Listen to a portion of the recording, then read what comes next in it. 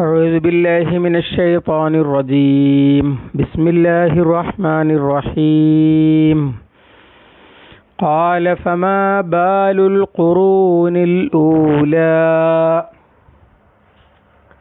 قال علمها عند ربي في كتاب لا يضل ربي ولا ينسى صدق الله العظيم. സൂറത്ത് ത്വാഹ 51:2. ഖാല, ഫിറഔൻ ചോദിച്ചു, ഫമാ അപ്പോൾ എന്താണ്, ബാലുൽ ഖുറൂനിൽ ഊല, ബാലു അവസ്ഥ അല്ലെങ്കിൽ ചിന്ത, ബാല് ഖത്രബി ബാലി എന്ന് പറഞ്ഞാൽ എൻ്റെ മനസ്സിൽ തോന്നി എന്നാണ് അറബിയിൽ അർത്ഥം. ബാല് ചിന്ത അഥവാ വിചാരം അഥവാ എന്താണെന്നാണ് കരുതുന്നത് എന്നൊക്കെ അർത്ഥത്തിൽ, അല്ലെങ്കിൽ എന്താണ് അവസ്ഥ എന്നൊക്കെയാണ് അർത്ഥം. ബാല് അൽ ഖുറൂനിൽ ഊല, അൽ ഖുറൂനി തലമുറകളുടെ, അൽ ഊല ആദ്യത്തെ അല്ലെങ്കിൽ കഴിഞ്ഞുപോയ. ഖാല മൂസ അലൈഹിസ്സലാം പറഞ്ഞു, ഇൽമുഹ അതിനെ സംബന്ധിച്ചുള്ള അറിവ്, ഇൻദ റബ്ബി എൻ്റെ റബ്ബിൻ്റെ പക്കലാണ്, അല്ലെങ്കിൽ പക്കലുണ്ട്, ഫി കിതാബിൻ ഒരു രേഖയിൽ, ഒരു ഗ്രന്ഥത്തിൽ അഥവാ ഒരു രേഖയിൽ.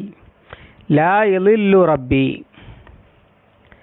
എൻ്റെ റബ്ബ് പിഴക്കുകയില്ല, വലാ യൻസ അവൻ മറക്കുകയുമില്ല.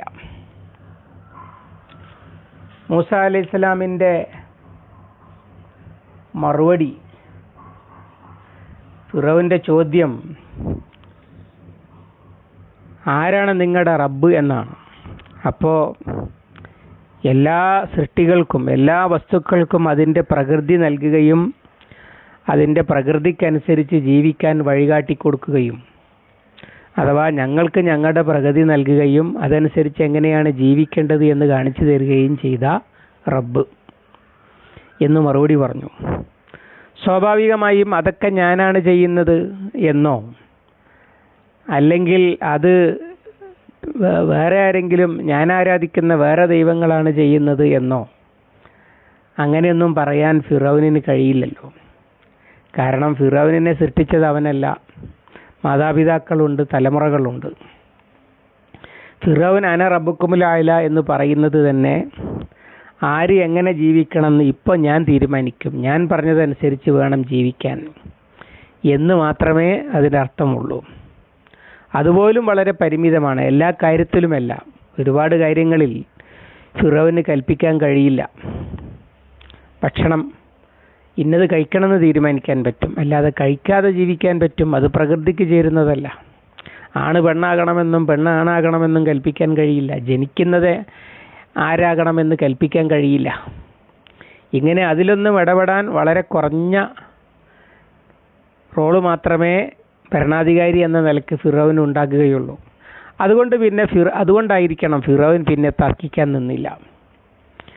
പിന്നെ നിങ്ങളീ പറയുന്നത് പോലെ ഇതാണ് ശരിയെങ്കിൽ, അഥവാ പ്രകൃതി സൃഷ്ടിക്കുകയും പ്രകൃതി നിശ്ചയിക്കുകയും ജീവിക്കേണ്ടത് എങ്ങനെയെന്ന് കാണിച്ചു തരികയും ചെയ്യുന്നവനെയാണ് റബ്ബായി സ്വീകരിക്കേണ്ടതെങ്കിൽ, എൻ്റെയും നിങ്ങളുടെയും പൂർവികരായ ഒരുപാട് ആളുകൾ മരിച്ചു കഴിഞ്ഞിട്ടുണ്ടല്ലോ.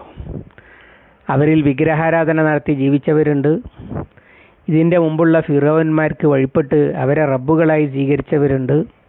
അതുപോലെ റബ്ബുകളായി ചമഞ്ഞ ഫിറൗന്മാരുണ്ട്. അവരൊക്കെ മഹാന്മാരാണ് എന്നാണല്ലോ പൊതുവെ പൂർവികരെക്കുറിച്ച് ആളുകൾ മഹാന്മാരായിട്ടാണല്ലോ പറയാറുള്ളത്. അപ്പോൾ ഇതാണ് ശരിയെങ്കിൽ അപ്പോൾ അവരുടെയൊക്കെ അവസ്ഥ എന്താണെന്നാണ് നിങ്ങൾ പറയുന്നത്? അവരൊക്കെ പിഴച്ചവരാണോ? അവരൊക്കെ ലലാലത്ത് സംഭവിച്ചവരാണെന്നാണോ പറയുന്നത് എന്നാണ് ചോദ്യം. ചോദിക്കുമ്പോൾ ഫിറൗനിൻ്റെ മനസ്സിലിരിപ്പ് എന്താണെന്ന് വെച്ചാൽ, അവരൊക്കെ പിഴച്ചവരാണ് എന്ന് പറഞ്ഞാൽ പിന്നെ ഫിറൗനിന് എളുപ്പമായി പരിപാടി. ഇതാ ഒരുത്തൻ വന്നിരിക്കുന്നു, രണ്ടാൾ വന്നിരിക്കുന്നു, നമ്മുടെ പൂർവികരായ മഹാന്മാർ, അങ്ങനെ ചെയ്തവർ, ഇങ്ങനെ ചെയ്തവർ, അത്ര ആത്മീയത പുലർത്തിയവർ, ഇത്ര ചാരിറ്റി ചെയ്തവർ, അങ്ങനെ ജനങ്ങളെ സേവിച്ചവർ, അവരൊക്കെ പഴിച്ചവരും കുറ്റക്കാരുമാണ് എന്നാണ് ഇവന്മാർ പറയുന്നത് എന്ന് പറഞ്ഞ ആളുകൾ അളക്കിയാൽ മതി. ഇവിടെ നമ്മുടെ നാട്ടിലും ആളുകൾ ചെയ്യുന്നത് തെറ്റാണ്, ഇത് ശരിയല്ല, ഇത് ഖുർആനും സുന്നത്തിനും യോജിക്കുന്നതല്ല എന്ന് പറഞ്ഞാൽ ചോദിക്കാറുള്ള ചോദ്യം ഇത് തന്നെയാണ്. അപ്പോൾ ഇങ്ങനെയൊക്കെ ജീവിച്ചു പോയ കാരണന്മാരെ കുറിച്ച് നിങ്ങൾക്ക് എന്താ പറയാനുള്ളത്? അങ്ങനെ എക്കാലത്തും ആശയപരമായി ഇസ്ലാമിനെ നേരിടാൻ കഴിയാത്ത ആളുകൾ ഇറക്കുന്ന ഒരു നമ്പറാണ് അപ്പോൾ പൂർവികരൊക്കെയോ എന്നത്. അതിന് മൂസ അലൈഹി സ്വലാം പറയുന്ന മറുപടി ഒരു ഗോൾഡൻ കോയിൻ മറുപടിയാണ്. അഥവാ അവർ പഴിച്ചവരാണ് എന്നോ അവർ നല്ലവരാണ് എന്നോ തീർത്ത് രണ്ടും പറയുന്നില്ല. കാരണം എന്താണെന്ന് വെച്ചാൽ അത് എങ്ങനെയാണ് ആരാണ് എന്ന് തീരുമാനിക്കൽ മൂസ അലൈഹി സ്വലാമിൻ്റെയും ഹാറൂൻ അലൈഹി സ്വലാമിൻ്റെയും ദൗത്യത്തിൽപ്പെട്ടതല്ല. അവരെ സംബന്ധിച്ച് ഇവർക്ക് അറിയുകയുമില്ല. അതുകൊണ്ട് തന്നെ അതിൽ തീരുമാനമെടുക്കേണ്ടത് ഞങ്ങളല്ല എന്ന ഒരു അടിത്തറയിലാണ് മറുപടി പറയുന്നത്. ഖാല ഇൽമുഹ ഇൻദ റബ്ബി, അവരെക്കുറിച്ചുള്ള ഇൽമ് എൻ്റെ റബ്ബിൻ്റെ അടുക്കലാണ്. അഥവാ പടച്ചവൻ അറിയാം. അങ്ങനെ പടച്ചവൻ അറിയാമെന്ന് പറഞ്ഞാൽ ഫീ കിതാബിൻ, അള്ളാഹുവിൻ്റെ അടുത്ത് വ്യക്തമായ രേഖയുണ്ട്. വനസ്തൻസിഖു മാ തഅമലൂൻ, അവർ ചെയ്യുന്നതിൻ്റെയൊക്കെ നാം കോപ്പി എടുത്ത് വെക്കുന്നുണ്ടായിരുന്നു എന്ന് പറഞ്ഞിട്ടുണ്ട് അല്ലാഹു തആല. അഥവാ അതിൻ്റെ ഫുൾ വേർഷനിൽ, ഫുൾ ആസ്പെക്റ്റിൽ, ഫുൾ ഡയമെൻഷനിൽ, 3D ആയിട്ടും അല്ല, അതിൻ്റെയൊക്കെ അപ്പുറം അതിൻ്റെ എല്ലാ പൂർണ്ണതയോടുകൂടി റെക്കോർഡ് ചെയ്ത് വെച്ചിരിക്കുന്നു. പല സ്ഥലത്തും പരിശുദ്ധ ഖുർആൻ അത് പറയുന്നുണ്ടല്ലോ. അപ്പോൾ ഇന്നല്ലാഹ ഫഖീറുൻ വനഹ്നു അഗ്നിയ, അല്ലാഹു തആല പാപ്പരും ദരിദ്രനും ഞങ്ങൾ സമ്പന്നരുമാണെന്ന് ജൂതന്മാർ പറഞ്ഞതിനെക്കുറിച്ച് പറഞ്ഞെടുത്ത് സനക്തുബു മാ ഖദ്ദമു സനക്തുബു മാ ഖാലു, അവർ പറഞ്ഞത് നാം രേഖപ്പെടുത്തി വെക്കുന്നുണ്ട് എന്ന് പറയുന്നുണ്ട്. ഇങ്ങനെ രേഖ ഉണ്ടാകുമെന്നർത്ഥം. ഈ രേഖയാണ് മഹ്ശറിൽ കയ്യിൽ കൊടുക്കുന്നത്. എന്നിട്ട് കാഫിർ മാലിഹാദൽ കിതാബ് ലാ യുഗാദിറു സഗീറത്തൻ വലാ കബീറത്തൻ ഇല്ല അഹ്സാഹ, ചെറുതും വലുതുമായ ഒന്നും രേഖപ്പെടുത്താതെ വിട്ടിട്ടില്ലല്ലോ. ഏതായാലും ഇവിടെ അതൊക്കെയാണ് പറഞ്ഞത്. അഥവാ അവരുടെ സംബന്ധിച്ചുള്ള ഇൽമ്, അവർ ആരാണ് പുണ്യവാൻ, ആരാണ് പാപ്പി, ആരാണ് മുഅ്മിൻ, ആരാണ് കാഫിർ, ഇതൊക്കെ വളരെ കൃത്യമായി രേഖാമൂലം തെളിവ് സഹിതം അള്ളാഹുവിൻ്റെ പക്കലുണ്ട്. അതുകൊണ്ട് തന്നെ അവരെന്തായിരിക്കുമെന്ന് ആലോചിച്ച് ഞാനോ നിങ്ങളോ തല പുകഴേണ്ടതില്ല എന്നാണ് ഫിറൗനോട് പറയുന്നത്. ലാ യളില്ലു റബ്ബി വലാ യൻസ, അവരാരാണെന്ന് നമ്മളിങ്ങനെ പറഞ്ഞു കൊടുക്കേണ്ടതില്ല. അവർ സത്യസന്ധരും സന്മാർഗികളുമാണെങ്കിൽ അത് അള്ളാഹ്ക്ക് തിരിയും, അള്ളാഹ്ക്ക് തെറ്റിപ്പോകില്ല. അതുപോലെ തന്നെ മറന്നുപോകുകയുമില്ല.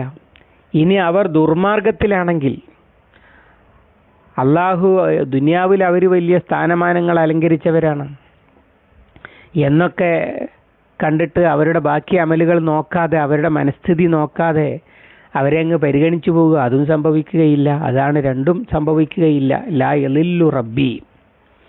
അതുപോലെ സഹസ്രാബ്ദങ്ങൾ, നൂറ്റാണ്ടുകൾ, സഹസ്രാബ്ദങ്ങൾ, അഗണ്യകോടി തലമുറകൾ എല്ലാം കൂടി നോക്കിയിട്ട് അല്ലാഹു തആല ആരെയോ മറന്നു കളഞ്ഞു, അങ്ങനെയും സംഭവിക്കുകയില്ല. ലാ തഖുദുഹു സിനത്തുൻ വലാ നൗമുൻ,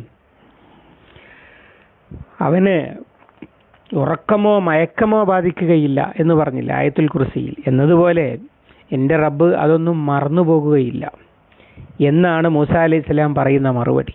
അഥവാ ഇത് ചോദിച്ചിട്ടൊന്നും കൊടുക്കാൻ നോക്കണ്ടെന്നർത്ഥം. വളരെ സമർത്ഥമായി അത് അവർ സത്യസന്ധരാണെങ്കിൽ, അവർ നല്ലവരാണെങ്കിൽ എൻ്റെ റബ്ബിൻ്റെ അടുത്ത് അതിൻ്റെ തെളിവും രേഖയുമുണ്ട്, അവരെ അതിനനുസരിച്ച് പരിഗണിക്കും.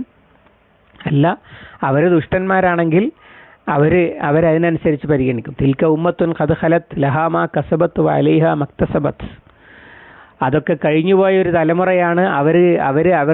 അവർ സമ്പാദിച്ചത് അവർക്കുണ്ട്, അവർക്കെതിരെ അവർ സമ്പാദിച്ചത് അതും അവർക്കുണ്ട് എന്ന് മുന്നേ പറഞ്ഞതുപോലെ. ഇങ്ങനെ ഒക്കെയുള്ള ഒരു മറുപടിയാണ്.